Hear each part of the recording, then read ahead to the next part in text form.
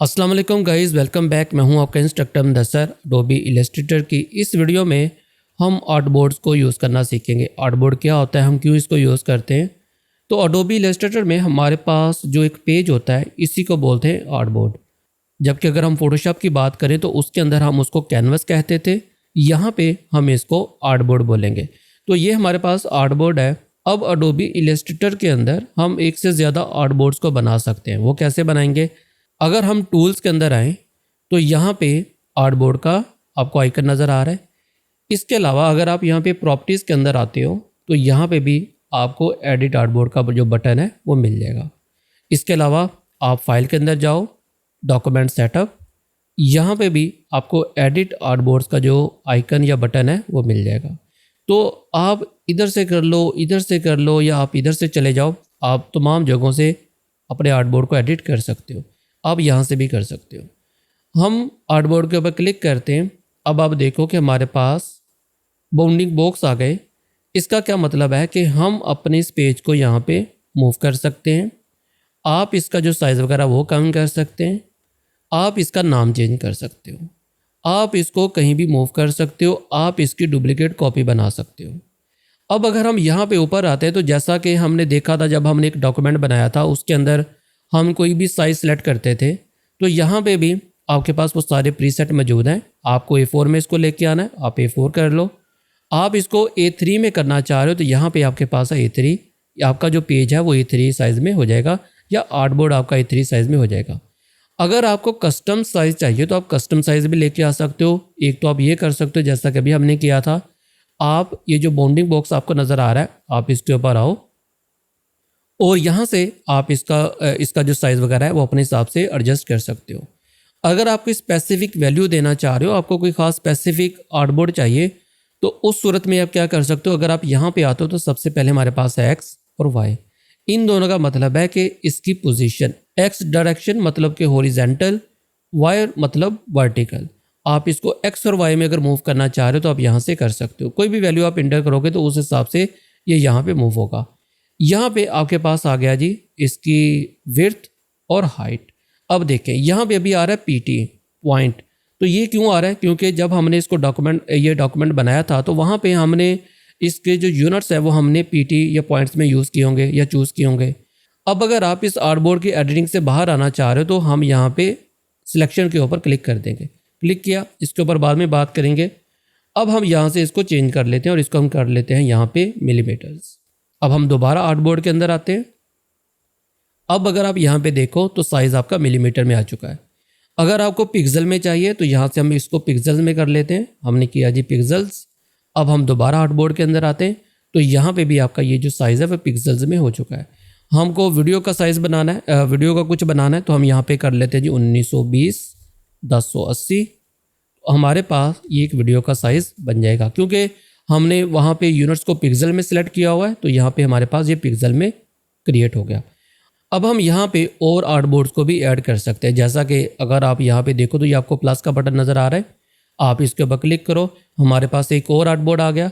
इसका साइज़ भी वही है क्योंकि हमने जो सेटिंग की थी उसी को ये आगे लेके चलेगा, लेकिन हम इसका साइज़ चेंज करना चाह रहे हैं तो आप इस प्रीसेट के ऊपर क्लिक करो।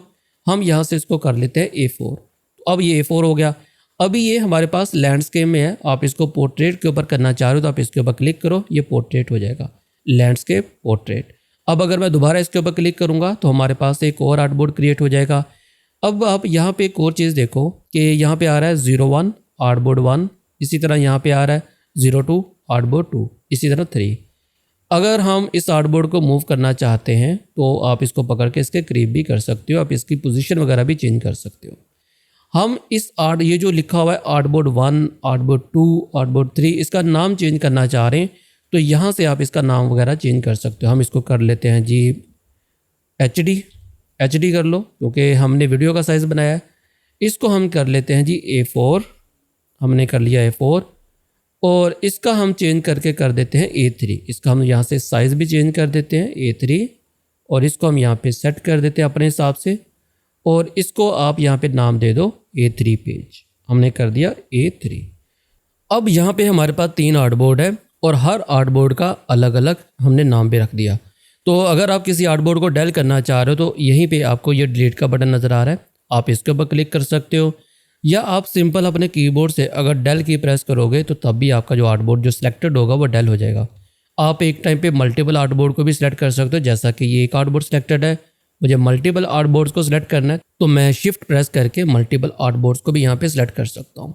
तो आप एक टाइम पे मल्टीपल आर्टबोर्ड्स को सिलेक्ट कर सकते हो, मूव कर सकते हो। अब अगर हम किसी भी आर्टबोर्ड की डुप्लीकेट कॉपी बनाना चाह रहे हैं तो आप आल्ट प्रेस करो और यहाँ से हम इसको मूव कर लेते हैं। अच्छा, मैंने साथ में शिफ्ट प्रेस किया था, उसकी वजह क्या है कि अगर मैं अकेला आल्ट प्रेस करूँगा तो ये ऊपर नीचे मूव हो रहा है। मैं चाहता हूँ कि ये सेम अलाइन के साथ मूव हो, तो मैं साथ में शिफ्ट प्रेस करूँगा तो अब ये सेम अलाइनमेंट के साथ ही यहाँ पे मूव होगा। अब आर्टबोर्ड को जब आप डुप्लीकेट बनाओगे या मूव करोगे तो उसके हवाले से यहाँ पे आपको एक चीज़ नज़र आ रही है, मूव आर्टबोर्ड विद आर्टवर्क। इसका क्या मतलब है?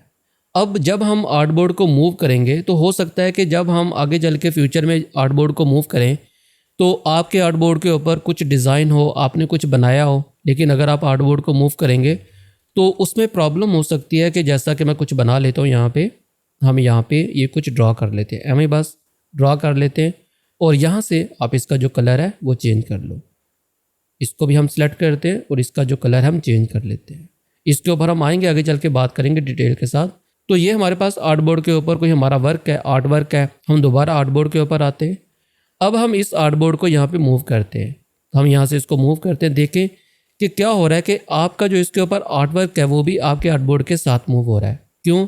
क्योंकि अगर आप यहाँ पे आते हो प्रॉपर्टीज़ के अंदर तो ये इस वक्त यहाँ पे चेक्ड है। अच्छा, यही चीज़ अगर आप यहाँ पे आते हो तो ये आपको एक छोटा सा आइकन नज़र आ रहा है।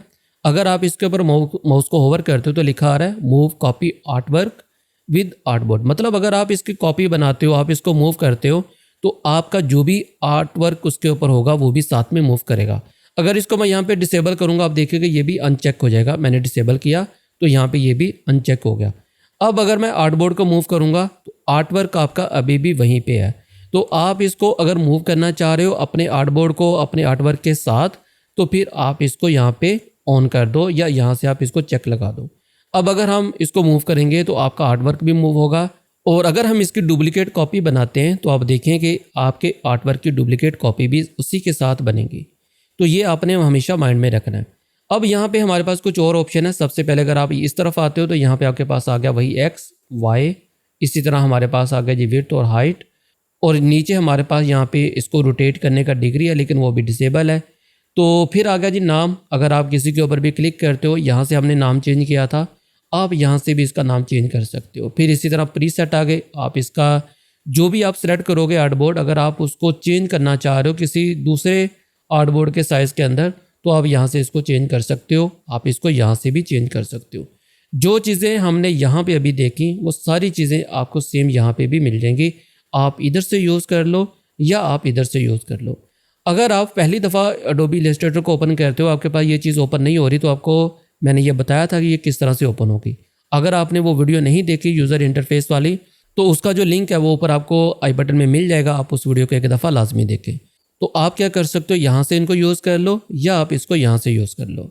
अब यहाँ पे हमारे पास कुछ और ऑप्शंस है, जैसा कि रीअरेंज ऑल। अगर आप इसके ऊपर क्लिक करते हो तो ये क्या होता है, देखें अगर हमारे पास काफ़ी सारे आर्टबोर्ड हैं, हम इसकी डुप्लीकेट कॉपी ले लेते हैं। मैंने इस तरह से डुप्लीकेट कॉपीज़ ले ली, इतनी सारी, इसकी भी ले लें।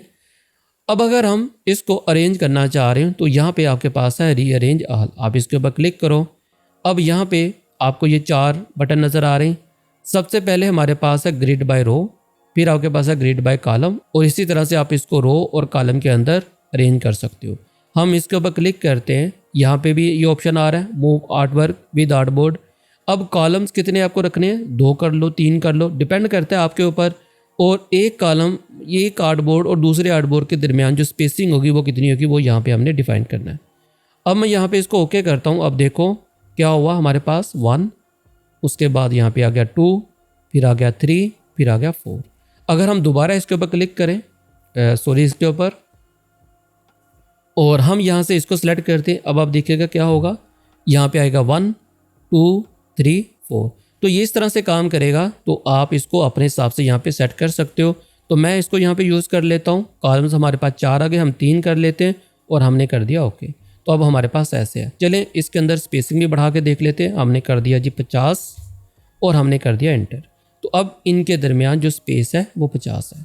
तो ये थी हमारी आर्टबोर्ड के ऊपर वीडियो। आई होप कि आपको अडोबी इलस्ट्रेटर के अंदर आर्टबोर्ड का जो कंसेप्ट है वो क्लियर हो चुका होगा। मिलते हैं फिर नेक्स्ट वीडियो में, तब तक के लिए अल्लाह हाफिज़।